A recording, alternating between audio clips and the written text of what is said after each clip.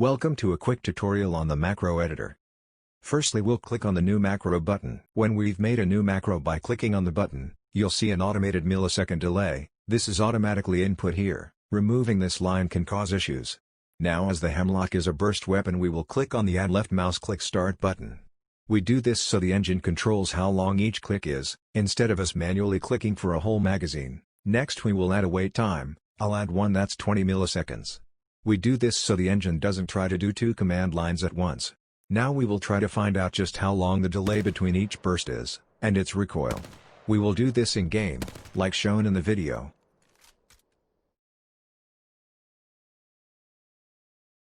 Now we will click on the Add Mouse Move button. This will control which way the engine will move our mouse. I'll add one of 38 pixels down. Also, as you can see, it shows it in the command line in this order: left, up, right, down. We will now add another wait time for the engine to know that we go to another command without issues. I'll add a wait time of 500 milliseconds since this is a burst weapon. After that, I'll click on the Add Left Mouse Click Stop button. This is so that the engine knows to let go of the left mouse button. I messed up a bit, so I'll switch the places of the wait time and left mouse stop command. Now we will just copy-paste this part of the command a few times and see how it looks in game. Macro activated.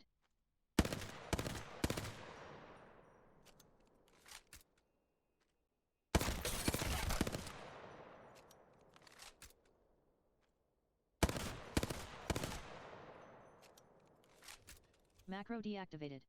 And this is how you very roughly make a burst macro for the Hemlock in Apex Legends. Now I'll paste a macro I made for the Hemlock off camera. This is the same one I just made with a few tweaks. Also, remember to always click save after an edit in the editor. Macro activated.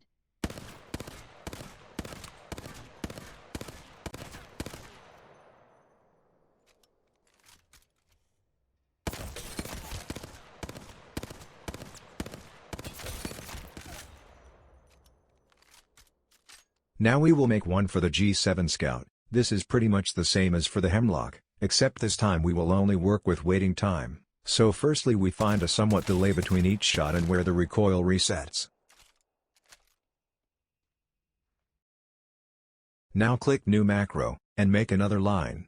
Then add left mouse click Start. After that, we will add some waiting time. I will add 490 milliseconds for the G7 Scout.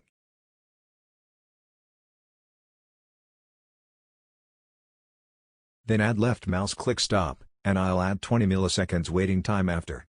Now all we have to do is copy-paste this and see how it works.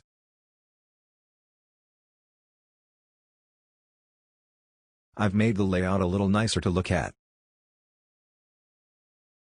Remember to save this bad boy and then we can test. Macro activated.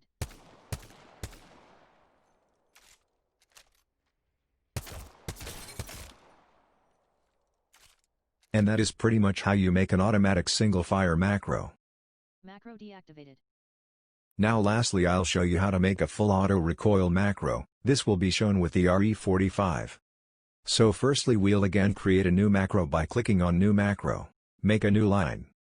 Please note that you don't have to use left mouse click Start or Stop when making a full auto macro.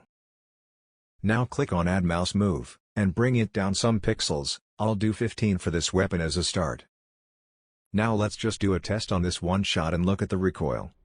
Macro activated. Macro deactivated.